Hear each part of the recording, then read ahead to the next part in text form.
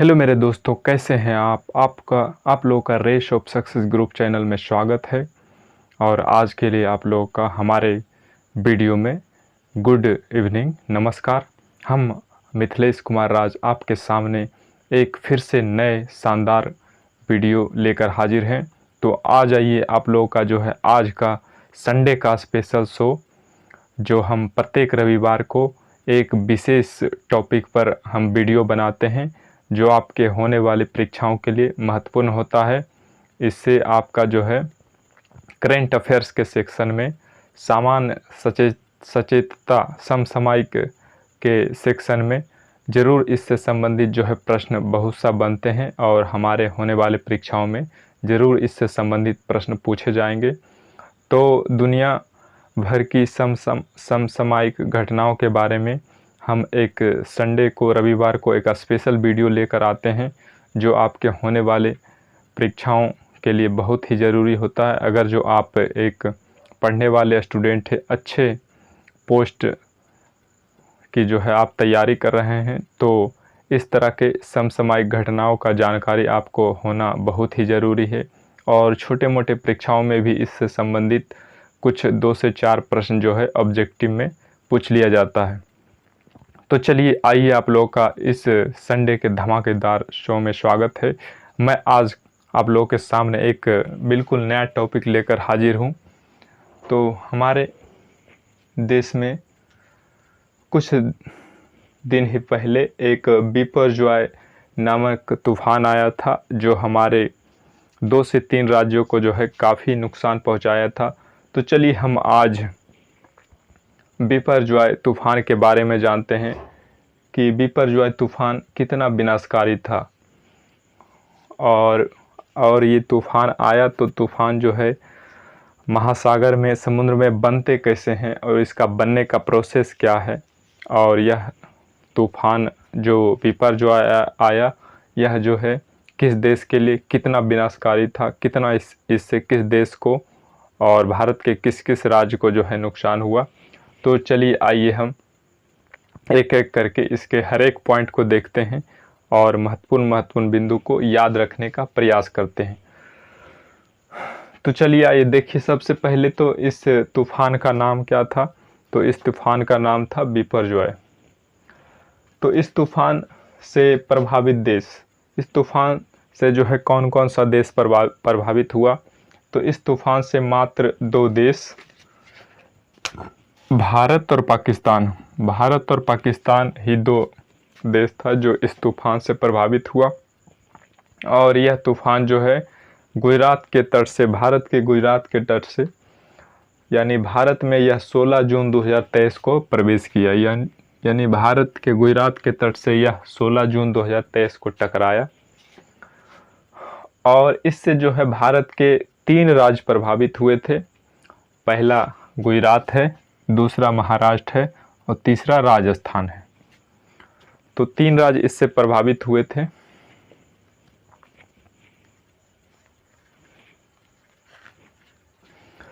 उसके बाद देखिए,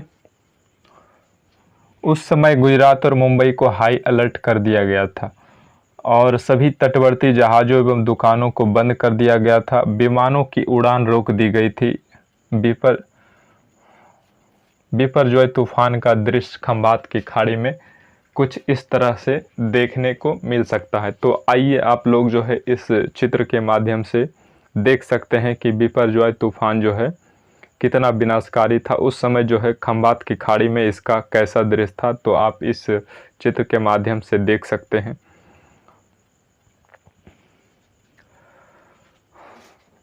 तो वहाँ पर जितने भी उस समय जो है मुंबई को हाई अलर्ट कर दिया गया था और वहाँ के जो भी दुकानें थे, जहाज़ था, वहाँ जो भी नाविक थे और उन सभी तटवर्ती इलाकों में बसे लोगों को जो है वहाँ से निकाल के जो है सुरक्षित जगह पर पहुँचाया गया और वहाँ पर नहीं रहने की सलाह दी गई थी भारत सरकार के द्वारा। साउथ वेस्ट मानसून के साथ साथ इस तूफ़ान का आ जाना एक संजोग है। तो उस समय ही साउथ वेस्ट मानसून जो है प्रवेश किया था भारत में और एकाएक उसके साथ साथ ही इस तूफ़ान का यानी बिपरजॉय तूफान का आ जाना भी एक संयोग था। पता नहीं कैसे दोनों एक साथ हो गया। भगवान ने जो है लगता है मानसून के साथ साथ इस बार भारत के लिए एक आफत भी भेज दिया। मानसून जैसी आया उसके कुछ दिन बाद ही लगले जो है बिपरजॉय तूफान जो है एकाएक आ गया। साइक्लोन एक ऐसी चीज़ है जिसमें वायु तेज दाब के साथ बहती है और आसमान में बादलों का रुख बदल जाता है, पूरा घना काला बादल छा जाता है और तटवर्ती इलाकों में भारी वर्षा होती है। तो साइक्लोन क्या है? साइक्लोन एक ऐसा चीज़ है कि साइक्लोन जब आता है तो वहाँ का जो है वायु दाब जो है तेज हो जाता है, यानी वायु की गति तेज हो जाता है और वहाँ जो है चारों तरफ आकाश में घने बादल छा जाते हैं और वहाँ के तटवर्ती इलाकों में काफ़ी ज़ोरदार जो है मूसलाधार बारिश होती है। तो इससे देखिए प्रभावित देश सबसे ज़्यादा जो है इससे प्रभावित पाकिस्तान हुआ था। पाकिस्तान में इसका ज़्यादा असर दिखा। 25 लोग मारे गए और 40 लोग घायल हुए थे। इस तूफान में जो है 25 लोग पाकिस्तान के मारे गए थे और 40 लोग घायल हुए थे। तो इस तूफान का एक वजह क्लाइमेट चेंज भी है कि जिस तरह से हम जो है धड़ल्ले से कार्बन डाइऑक्साइड जैसे जहरीली गैसों का जो उत्पादन कर रहे हैं और प्लास्टिक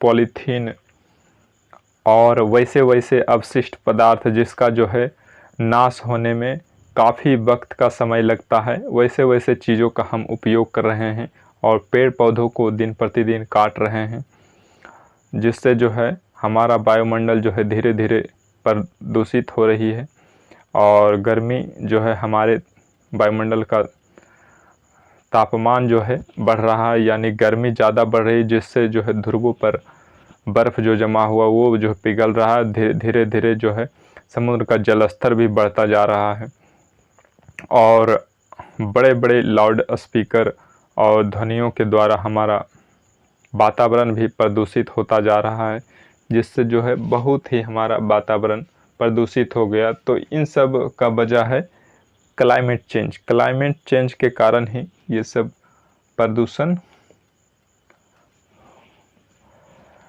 प्रदूषण के कारण ही क्लाइमेट चेंज हो रहा है। तो क्लाइमेट चेंज के वजह से ही, क्लाइमेट चेंज होने के वजह से ही जो है एकाएक तूफान आ जाते हैं। तो कभी कहीं बादल फट जाता है, तो कभी कोई वायरस आ जाता है जिससे जो है कभी धरती कांप जाती है, भूकंप आ जाती है, जिससे जो है हज़ारों लोगों की जान हताहत हो जाती है। तो इस तूफान का वजह भी एक क्लाइमेट चेंज है। तो यहाँ पर क्लाइमेट चेंज के बारे में जानिए। 2021 में हमारे वातावरण में कार्बन डाइऑक्साइड की मात्रा सबसे ज़्यादा पाई गई। 2021 में जब कार्बन डाइऑक्साइड की मात्रा मापा गया तो हमारे पृथ्वी पर जो है 2021 में सबसे ज़्यादा कार्बन डाइऑक्साइड की मात्रा पाई गई। 2010 से 2020 के दशक पिछले 1,25,000 सालों में सबसे गर्म रहा। 2010 से लेकर 2020 तक जो 10 साल था, ये जो है पिछले 1,25,000 सालों में सबसे ज़्यादा ये 10 साल गर्म रहा, काफ़ी गर्म रहा।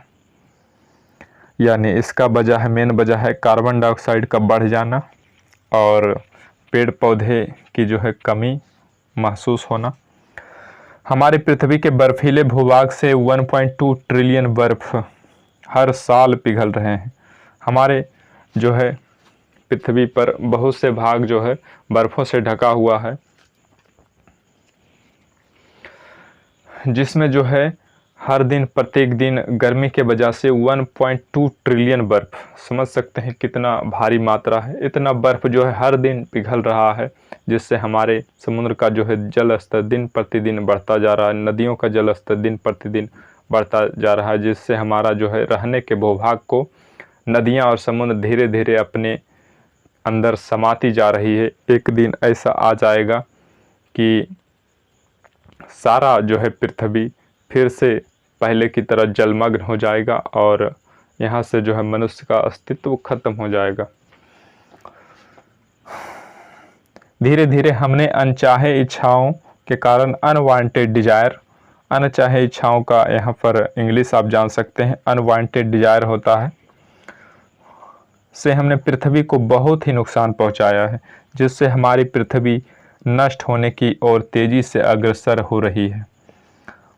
तो हमने जो है अनचाहे अनजाने में जो भी मतलब गलती किए हैं, जिससे हमारे पृथ्वी को जो है काफ़ी नुकसान पहुंचा है और पृथ्वी जो है धीरे धीरे नष्ट होने की कगार की ओर जो है बड़े ही तेज़ी से अग्रसर हो रही है। तो इसको जो है हम लोगों को रोकना है, नहीं तो एक दिन ऐसा आएगा कि जो है ऐसे प्रकृति के नियम बदलेंगे, इस तरह से वो अपना विकराल रूप दिखाएगी कि जो है सारा पृथ्वी पर के जीव, समस्त जीव जो है उसके काल के गाल में समा जाएगा और ये पृथ्वी पर से फिर पहले की तरह जीवन समाप्त हो जाएगा। तो यहाँ पर देखिए तूफान का प्रभाव के कारण तूफान आने से पहले मुंबई से केरल तक तेज हवाएं चल रही थी और मुंबई में समुद्र के किनारे ऊंची लहर उठ रही थी। यह तूफान पहले पूरा पाकिस्तान की ओर जाने वाला था, लेकिन ना जाने क्या हुआ, एकाएक यह तूफान भारत के तरफ मुड़ गया और यह गुजरात की कच्छ से होते हुए आगे बढ़ा और गुजरात, महाराष्ट्र तथा राजस्थान को अपने चपेट में ले लिया। तो तूफान आने के कुछ समय पहले जो है मुंबई से केरल तक जो है तेज़ हवाएं चल रही थी। जब तूफान आने वाला होता है तो उसका जो है पहले प्रकोप दिखाई देने लगता है, बादल छा जाता है, हवाएं तेज़ हो जाती है। तो मुंबई से केरल तक जो है हवाएं तेज़ चल रही थी और मुंबई के तटवर्ती क्षेत्र में जो है ऊंची ऊंची लहरें उठ रही थी।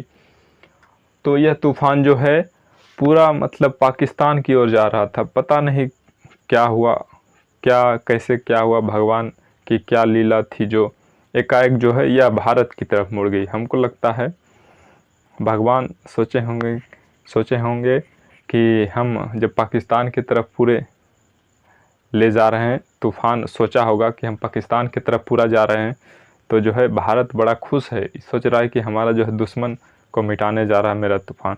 तो सोचा अच्छा रुक जाओ, तुमको भी हम दिखाते हैं। तो ये सोचा अच्छा तुमको भी मज़ा चखाते हैं। तो एकाएक यह भारत की तरफ भी मुड़ गया और उसको भी अपने चपेट में ले लिया।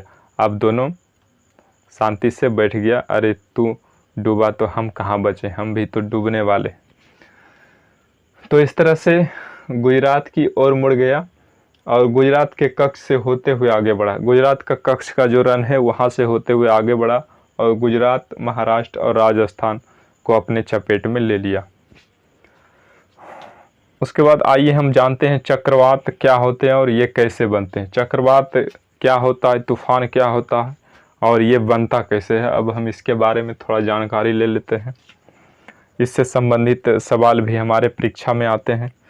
तो साइक्लोन शब्द ग्रीक भाषा के साइक्लोस से लिया गया है, जिसका अर्थ है सांप की कुंडलियाँ। इसे ऐसा इसलिए कहा जाता है कि बंगाल की खाड़ी और अरब सागर में ट्रॉपिक साइक्लोन समुद्र में कुंडली मारे सांपों की तरह दिखाई देते हैं। तो यहाँ पर देखिए साइक्लोन शब्द जो है, साइक्लोस एक ग्रीक भाषा का शब्द है, उसी से जो है साइक्लोन बना है। तो साइक्लोस का अर्थ होता है सांप की कुंडलियाँ होता है। जिस तरह से जो है समुद्र में क्षीर सागर में देखे होंगे विष्णु जी जो है अपने सांप के ऊपर या नाग देवता के ऊपर जो है सोए हुए रहते हैं। तो वो जो है कुंडली जिस तरह से मार के बैठा हुआ रहता है समुद्र का भी, और तूफान को भी कभी आप देखे होंगे तो तूफान भी बिल्कुल उसी तरह जैसे सांप कुंडली मार के बैठा हुआ रहता है, उसी तरह से तूफान का भी जो उसी तरह आकार होता है, एक कुंडली की तरह मारकर वहाँ पर लगता है बिल्कुल एक नाग देवता जो है बैठे हुए हैं। तो आप साइक्लोन का, तूफान का ये एक चित्र में आप इसको फोटो में देख सकते हैं कि किस तरह से जो है ये सांपों की तरह कुंडली मार के उसी तरह बिल्कुल सांप के जैसा जो है दिखाई देते हैं। तो आप इस चित्र में देख सकते हैं।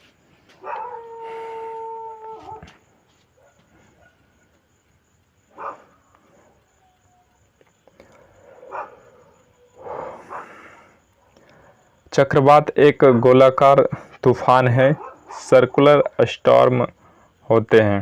चक्रवात एक गोलाकार तूफान यानी सर्कुलर स्टॉर्म होते हैं जो गर्म समुद्र के ऊपर बनते हैं। जब ये चक्रवात ज़मीन पर पहुंचते हैं तो अपने साथ साथ भारी बारिश और तेज़ हवाएं लेकर आते हैं, और ये हवाएं उनके रास्ते में आने वाले पेड़ों, गाड़ियों, कई बार तो घरों को भी तबाह कर देते हैं। तो ये जो है, ये तूफान जो है, गोलाकार तूफान जो होता है वो सर्कुलर स्टॉर्म में होते हैं, और ये जो है गर्म समुद्र के ऊपर बनता है। जो गर्म समुद्र होता है जिसकी जलधारा गर्म होती है, उसी के ऊपर ये जो है सर्कुलर स्टॉर्म बनता है। और ये जो है चक्रवात ज़मीन पर जब आता है तो अपने साथ भारी बारिश लेकर आता है और तेज़ हवाओं का झोंका लेकर आता है, जिससे पृथ्वी पर रहने वाले पेड़ों, गाड़ियों और कई बार तो घर को भी जो है उड़ाते पुड़ाते जो है तबाह कर देते हैं।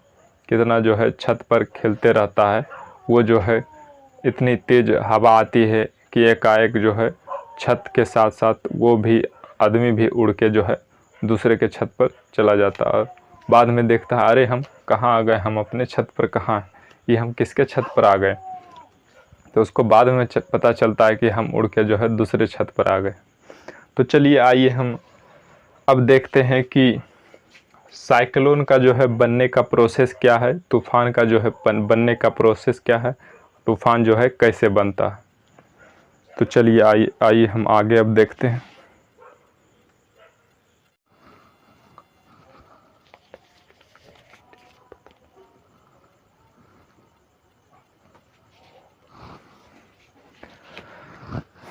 तो चलिए आइए मेरे दोस्तों, अब मैं जो है साइक्लोन जो है किस तरह से बनता है उसका जो है प्रोसेस के बारे में जानते हैं कि उसका जो है बनने का प्रोसेस क्या है, और किस तरह से जो है साइक्लोन धीरे धीरे एक विकराल रूप ले लेता है जो हमारे पृथ्वी पर रहने वाले जीवों के लिए काफ़ी विनाशकारी होता है। तो चलिए आइए उसके हम बनने के पूरे प्रोसेस के बारे में जानते हैं और बहुत ही अच्छी तरीके से इसको जो है समझने का प्रयास करते हैं कि इसका जो है बनने का प्रोसेस क्या है, प्रक्रिया क्या है।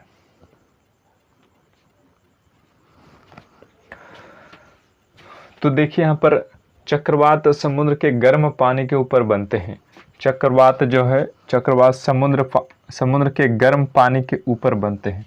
समुद्र का तापमान बढ़ने पर उसके ऊपर मौजूद हवा गर्म और नम हवा होने की वजह से ऊपर उठती है। तो यह जो है तूफान का जो बनना होता है, साइक्लोन का बनना होता है, वह जब समुद्र के गर्म क्षेत्र के वैसे स्थान जहाँ पर जो है वहाँ का तापमान अधिक होता है, यानी जिस समुद्री का जलधारा का मान जो है, तापमान जो है उच्च होता है, वहीं पर ज़्यादातर जो है साइक्लोन बनते हैं, और वहीं जो है साइक्लोन का सेंटर होता है, वहीं से साइक्लोन का तूफान का उद्गम स्थान होता है। तो समुद्र के सतह का जो तापमान उच्च होता है, वही जब तापमान उच्च होने के वजह से वहाँ की जो हवाएं नम होकर धीरे धीरे ऊपर उठती है। नम हवा होने की वजह से ऊपर उठती है, इससे उस हवा क्षेत्र खाली हो जाता है। इससे उस का जो है हवा क्षेत्र वहाँ पर होता है, वहाँ पर जब तापमान वहाँ ज़्यादा होता है तो बाष्पन की क्रिया होती है, तो वहाँ पर जो है वायु का क्षेत्र जो है खाली हो जाता है और नीचे की तरफ हवा प्रेशर यानी वायु दाब कम हो जाता है। इस खाली जगह को भरने के लिए आसपास की ठंडी हवा वहाँ पहुँचती है। जब वहाँ की हवा जो है खाली हो जाता है तो हम लोग जानते हैं कि चारों तरफ जो है हम वायुमंडल से घिरे हैं, चारों तरफ जो है हवाएं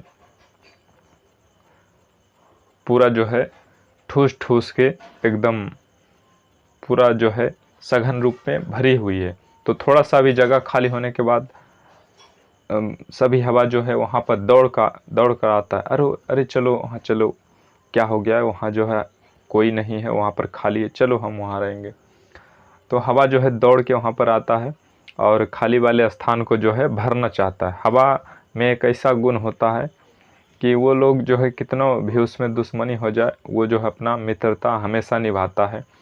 कहीं पर अगर जो किसी का कमी हो जाता है, यानी वहाँ से हवा कम हो जाता है, तो दूसरा जो उसका साथी होता है दौड़ के उस आता है और उस जगह को जो है भरना चाहता है। तो वहाँ पर जो है हवा भरने के लिए आता है। इसके बाद ये नई हवा भी नम और गर्म होकर ऊपर उठती है। इसका एक साइकिल शुरू हो जाता है जिससे बादल बनने लगते हैं। तो इसी तरह से वो हवा भी जब आता है तो वहाँ पर समुद्र का जो तापमान होता है, टेम्परेचर होता है, समुद्र के सतह का जो पानी होता है उसका टेम्परेचर उच्च होता है। तो उसको भी वह ललकारता है कि अब तुमको भी दिखा दें, तुमको भी दिखा देते हैं, तुम्हारे दोस्त को अभी दिखाएं तो ऊपर गया, अब की आओ, अब की तोर बारी है, अब की तुमको दिखाते हैं।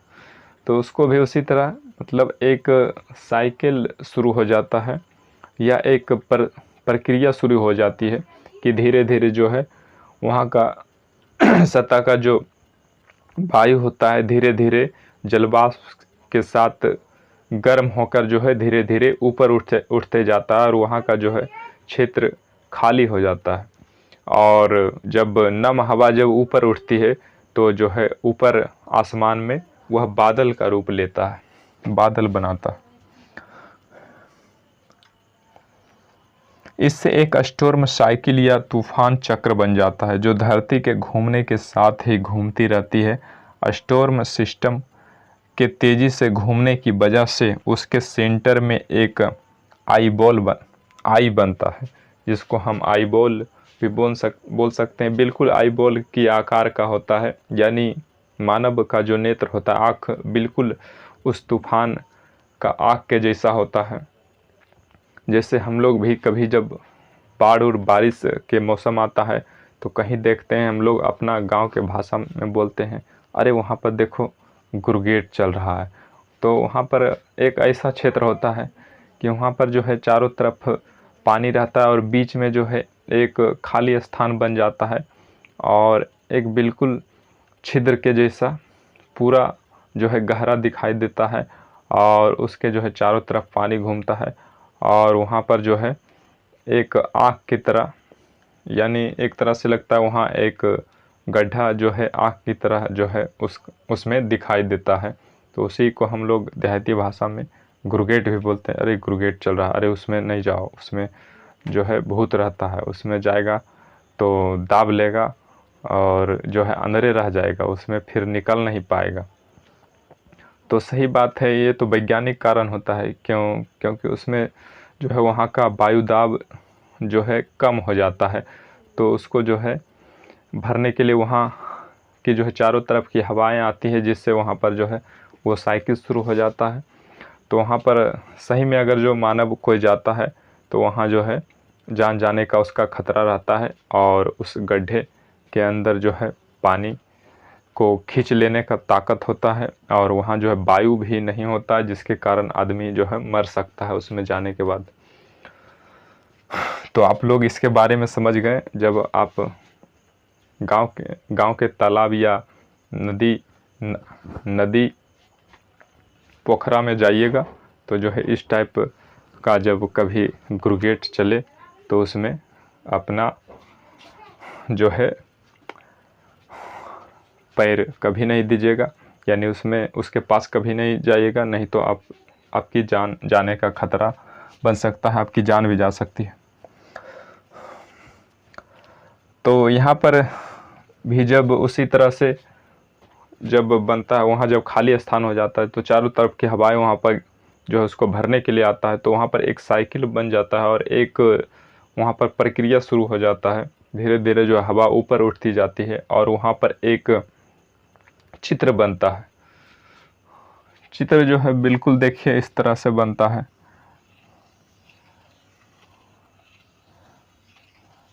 बिल्कुल एक जिलेबी के आकार की, जो हम लोग जिलेबी खाते हैं बिल्कुल इसी आकार की बनती है और बीच में एक इस तरह का आई के जैसा, आँख के जैसा एक जो है छिद्र बन जाता है। तो इसी को जो है तूफान का, साइक्लोन का आई बोला जाता है। बिल्कुल तूफान के आँख के जैसा जो है दिखाई देता है, क्योंकि ये जो खाली क्षेत्र हो जाता है इसको जो है हवा भरने के लिए आता है। तो जो समुद्र का सतह पर जो जल होता है वो भी हवा जब एकाएक एकदम जब खाली स्थान हवा को दिखता है तो बड़ा ही गति के साथ आता है उसको भरने के लिए। आप कभी गर्मी के मौसम में भी देखे होंगे कि कहीं कहीं जो है एकाएक जो है बवंडर उठता है, जिसको हम लोग बोलते हैं बवंडर। तो उसमें होता है क्या, वहाँ पर जो है एकाएक हवा जो है गर्म होकर, ज़्यादा गर्मी के दिनों में ही ये देखने के लिए मिलेगा, ये नज़ारा जो है गर्मी के दिन में ही देखने के लिए मिलेगा। क्योंकि वहाँ का जब वायु जब गर्म हो जाता है तो धीरे धीरे जो है धरती से ऊपर उठने लगता है। जब तो उसी तरह से और जब ठंडी हवा आता है तो वो भी जो है धीरे धीरे गर्म होकर ऊपर उठने लगता है। इससे वो वहाँ जो है काफ़ी वायु जो है ऊपर उठ जाता है, जिससे वहाँ जो है वायु का काफ़ी क्षेत्र जो है खाली हो जाता है। तो वहाँ पर आसपास के रहने वाले वायु उसको जो है उससे जो है कम गर्म स्थान है वहाँ, यानी वो सब जो है वायु कम गर्म है, तो उस खाली वाले जगह को वो सब जो है दौड़ के एकदम भरने के लिए आता है। उस समय इतना मतलब मित्रता होता है, इतना उस समय क्रेज होता है कि कहीं भी खाली स्थान वो देखना नहीं चाहता हवा। ज़रा सा भी खाली स्थान दिखा तो एकदम पूरा गति में, स्पीड में एकदम दौड़ के झपट के आता है और वहाँ पर जो है उसको भरता है। तो इसी के क्रम में वहाँ पर देखिएगा कभी कभी वहाँ जब धूल कण जो भी होता है या फिर पेपर पॉलीथीन जो भी होता है, वो जब हवा एकाएक आता है तो एक गोल चक्कर के समान जो है हवा भरने के लिए सोचता है, जिससे वहाँ के धूल कण और पेपर जो पॉलीथीन होता है एकाएक जो है उड़ने लगता है गति के साथ। बवंडर मतलब गोल गोल जैसा घूमने लगता है। तो हम लोग गांव में अपनी भाषा में बोलते हैं, अरे देखो वहाँ पर जो है भूत जा रहा है, उसमें जो है पिशाच का जो है साया रहता है, आत्मा रहता है, उसमें मत जाओ नहीं तो मर जाओगे। तो सही बात है, आदमी उसमें जाने पर जो है मर सकता है, क्योंकि वहाँ का जो है वायु जो है हल्की होकर ऊपर चली जाती है और वहाँ का वायु क्षेत्र जो है खाली हो जाता है, जिससे उसमें अगर जो हम जाते हैं तो वहाँ हमको ऑक्सीजन लेने के लिए नहीं मिलेगा, जिससे हमारी जान भी जा सकती है। तो ये बात सही है, लेकिन इसका गांव वाले कुछ और अलग मतलब निकालते हैं, क्योंकि वो लोग जो है साइंस नहीं पढ़े हैं, इसलिए उनको जो है ये नॉलेज नहीं होता। तो आप लोग पढ़ लिए हैं, आप लोग समझ जाइएगा।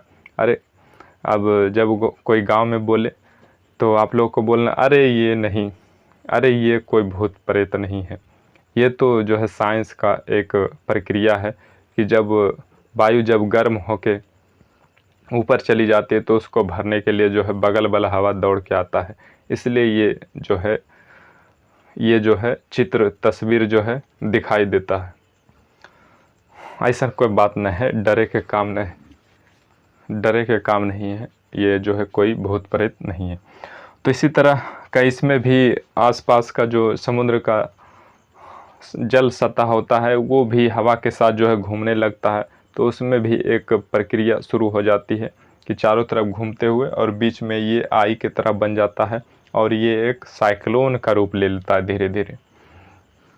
तो आप इस साइक्लोन को आईबॉल को आप इस चित्र के माध्यम से समझ सकते हैं। देखिए यहाँ पर जो ये साइक्लोन का चित्र है, इसमें जो है किस तरह से इसके आई को जो है साफ साफ दिख रहा है, इसका आई जो है साफ साफ दिख रहा है, आप इस चित्र में देख सकते हैं।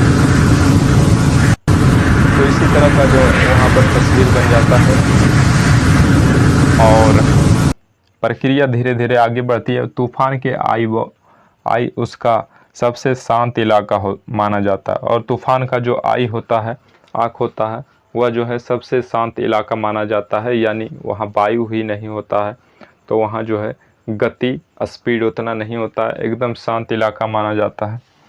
जहां एयर प्रेशर सबसे कम होता है। ये स्टॉर्म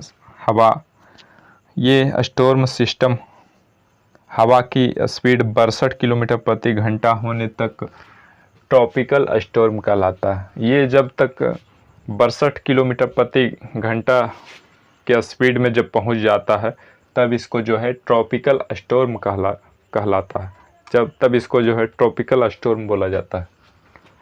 हवा की रफ्तार 120 किलोमीटर प्रति घंटा पहुंचने पर ये स्टॉर्म साइक्लोन बन जाते हैं। और जब हवा धीरे धीरे गति पकड़ता है तो 120 किलोमीटर पर जब चला जाता है तब ये एक साइक्लोन का रूप, एक पूर्ण तूफान का रूप ले लेता है। साइक्लोन आमतौर पर ठंडे इलाकों में नहीं बनते हैं क्योंकि इसे बनने के लिए गर्म समुद्री पानी की ज़रूरत होती है। लगभग हर तरह के साइक्लोन बनने के लिए समुद्र के पानी के सरफेस का तापमान 25 से 26 डिग्री के आसपास होना ज़रूरी होता है।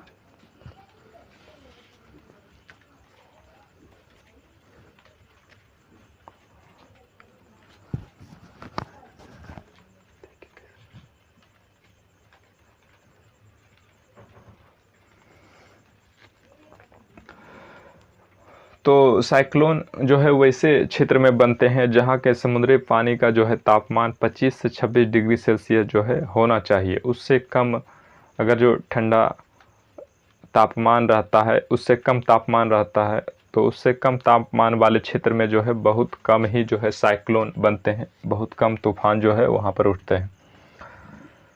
ट्रॉपिकल इलाके आमतौर पर गर्म होते हैं जहाँ सालों भर औसत तापमान 18 डिग्री से कम नहीं रहता है। तो ट्रॉपिकल इलाके जो हमेशा गर्म होता है जहाँ का तापमान 18 डिग्री से कम नहीं रहता है। दुनिया के हर इलाके में अलग अलग नामों से जाने जाते हैं साइक्लोन। तो साइक्लोन का जो है नामकरण जो है हर देश में, दुनिया के विश्व के सभी देशों में जो है अलग अलग इसका नाम रखता है, अलग अलग नाम से ये सभी देशों में जाने जाते हैं। तो चलिए आइए हम देखते हैं किस देश में जो है किस नाम से जाना जाता है ये साइक्लोन यानी तूफान। तो यहाँ पर देखिए सबसे पहले कैरेबियन सी यानी कैरेबियन सागर यानी कनाडा के जो क्षेत्र होते हैं उसमें जो है तूफान को हरिकेन बोला जाता है, वहाँ जो है हरिकेन बोला जाता है। उसके बाद देखिए चाइना सी, उसके बाद चाइना सी में जब तूफान आता है तो चाइना सी में टाइफून बोला जाता है इसको। और हिंद महासागर में जब ये तूफान उठता है तो इसको ट्रॉपिकल साइक्लोन बोला जाता है, ट्रॉपिकल साइक्लोन। उसके बाद जापान में, अगर जो जापान में ये तूफान उठता है तो इसको टाइफू बोला जाता है। और यही तूफान जब नॉर्दर्न ऑस्ट्रेलिया में उठता है तो इसको बिली बिली बोला जाता है, यानी ऑस्ट्रेलिया में इसका नाम है बिली बिली। उसके बाद फिलीपींस में देखिए, फिलीपींस में इसको जो है बगु ईयो यानी फिलीपींस में इसको बगु ईयो नाम से जो है जाना जाता है। उसके बाद अमेरिका में देखिए हरिकेन और टॉर्नेडो, अमेरिका में जो है हरिकेन या फिर टॉर्नेडो के नाम से जाना जाता है। अधिकतर जो है अमेरिका में टॉर्नेडो के ही नाम से जाना जाता है।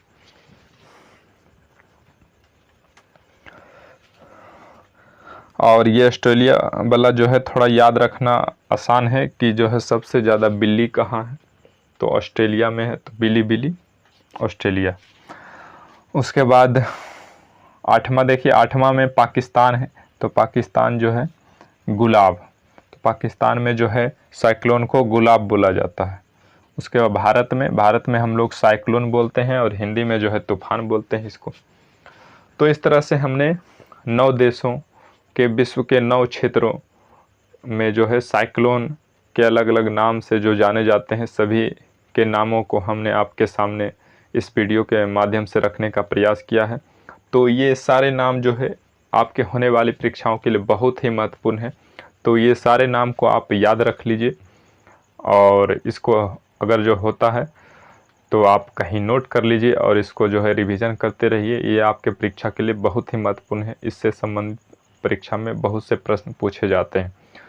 तो चलिए आइए हम अब जानते हैं कि ये जो है सभी क्षेत्रों में, सभी देशों में जो है इसका साइक्लोन का यानी तूफान का नामकरण कौन करता है, यानी ऐसी कौन सी संस्था होती है जो इसका जो है नामकरण करता है, इसका जो है नाम कहाँ से आता है और इसका नाम कैसे रखता है।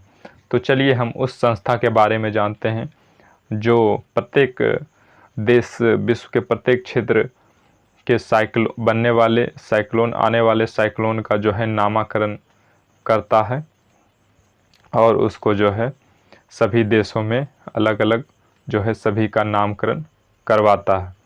तो चलिए हम आज उसके बारे में जानते हैं कि सभी जो है साइक्लोन और या फिर तूफ़ान का जो है नामकरण कौन सी एजेंसी करता है। तो चलिए आइए हम देखते हैं।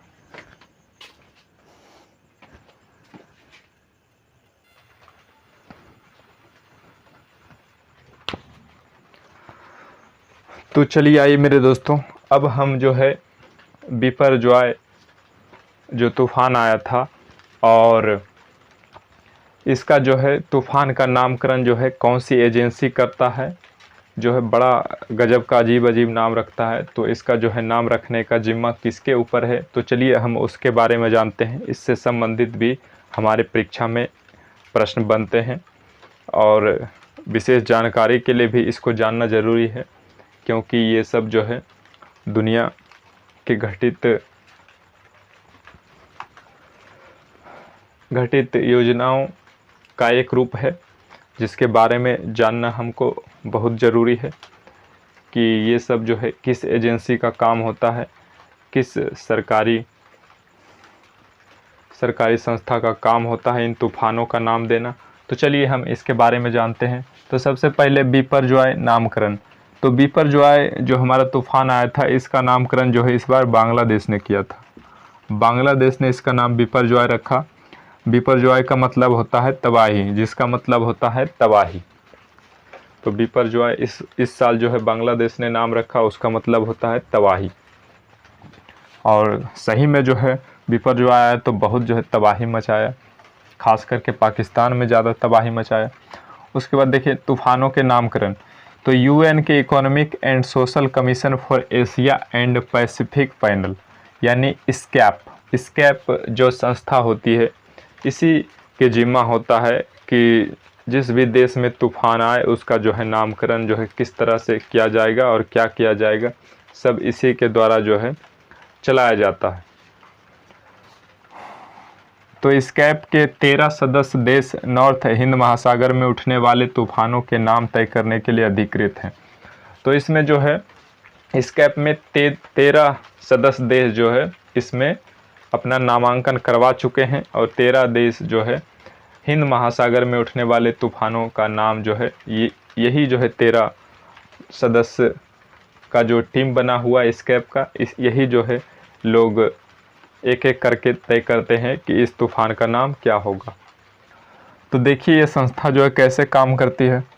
तो 13 देशों के पैनल में भारत, देखिए कौन कौन सा देश शामिल है 13 देशों में।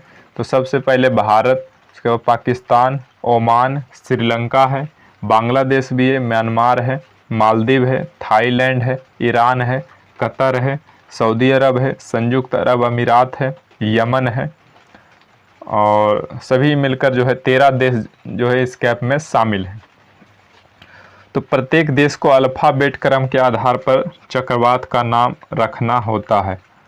तो सभी को जो है अल्फ़ाबेट के आधार पर जो है सभी देशों को जो है हर बार अलग अलग जो है नाम रखने के लिए दिया जाता है कि आप जो है अभी जो तूफ़ान आया है आप ए से नाम रख लीजिए, कुछ भी जो रखना चाहते हैं। और इस बार जो तूफ़ान आया है तो इसका जो है बांग्लादेश को अल्फ़ाबेट बी से दिया गया कि आप जो है बी से इसका नाम रख सकते हैं। तो बी से जो है बांग्लादेश ने बिपरजॉय चुना, जिसका मतलब तबाही होता है। तो इसी तरह से अगला बार जो है सी से जो है नाम चुनने के लिए दिया जाएगा, यानी सी से आप इसका नाम रख सकते हैं। तो अगला बार जिस भी देश का बारी होगा वो जो है सी के अल्फ़ाबेट से अपना तूफ़ान का नाम रखेंगे।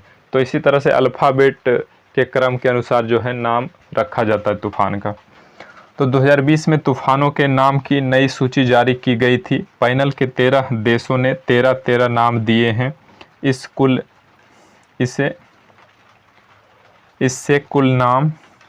इससे जो है टोटल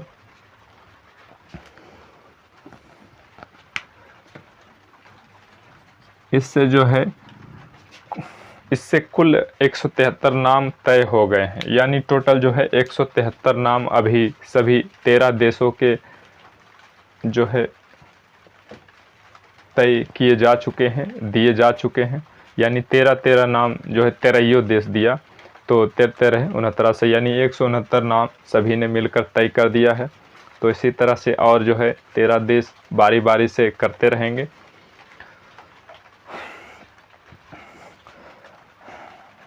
तो बस तूफ़ान के बारे में इतना ही था। यही जो है इसका एजेंसी होता है जिसमें 13 सदस्य देश हैं। यही जो है सभी तूफ़ान जो है हिंद महासागर में बनने वाले तूफ़ान का नाम तय करते हैं। और फिर देख लीजिए ऊपर जो है तूफ़ान के बारे में एक पॉइंट है। तूफ़ान के समय गुजरात में हवा 90 से 125 किलोमीटर की रफ्तार से चली थी। जो बीपर जो है तूफ़ान आया था, जब गुजरात के तट से जब टकराया तो उस समय जो है हवा की स्पीड 90 से 125 किलोमीटर लगभग थी, जो काफ़ी विनाशकारी होता है। जिसमें जो है अगर जो फूस के छत होते हैं तो उड़ने का डर होता है, और बहुत से पेड़ पौधों को जो है गिरने का डर होता है। और ये 90 से 125 किलोमीटर हवा की रफ्तार के साथ साथ वहाँ पर जो है बारिश भी होता है, जिससे और काफ़ी नुकसान होने के जो है आसार रहता है, डर रहता है। तो चलिए हम आशा करते होंगे कि ये वीडियो आपको जो है बहुत ही अच्छा लगा होगा और बहुत ही इंटरेस्टिंग रुचिकर लगा होगा पूरा वीडियो देखने में। तो आप और हम ये भी आशा करेंगे कि हम जो इस वीडियो के माध्यम से आप लोगों को समझाना चाह रहे थे, यानी आप लोगों के परीक्षा ऑफ व्यू पॉइंट से जो बताना चाह रहे थे, जो सिखाना चाह रहे थे, आप समझ गए होंगे। तो अगर जो आपको वीडियो अच्छा लगा हो तो वीडियो को लाइक ज़रूर करें, और चैनल पर नए हो तो चैनल को पहले सब्सक्राइब कर लीजिए और बेल आइकन को दबा दीजिए, जिससे अगला वीडियो का नोटिफिकेशन आपको मिल सके। तो ये हमारा आज के रविवार का जो है संडे स्पेशल शो था। फिर हम अगले रविवार हम आप लोगों के सामने एक नए रोमांचक जो आपके एक्साइटिंग टॉपिक होगा, पॉइंट होगा, जिसको जानने के लिए आप उत्सुक होंगे, और वो आपके परीक्षा पॉइंट से और जानकारी नॉलेज के लहजे से ज़रूरी होगा। तो अगले वीडियो में बने रहने के लिए हमारे चैनल पर जो है बने रहें और हमारे वीडियो को लगातार देखते रहें, और 2-4 भाई बहनों को भी शेयर करते रहें, जिससे वो भी हमारे चैनल से जुड़े और उनको भी इस वीडियो से लाभ हो, और वो अपने शिक्षा के क्षेत्र में अपने जानकारी के लेवल में जो है वृद्धि कर सके और अपने ज्ञान को जो है बढ़ा सके। तो बस आज के लिए इतना ही। फिर हम अगले वीडियो में आप लोगों को एक बेहतरीन वीडियो के साथ मिलेंगे जो आपके लिए काम लायक होगा। तो आप लोग से अभी विदा लेने का वक्त आ गया है। बस आज के लिए इतना ही। थैंक यू, धन्यवाद, गुड नाइट।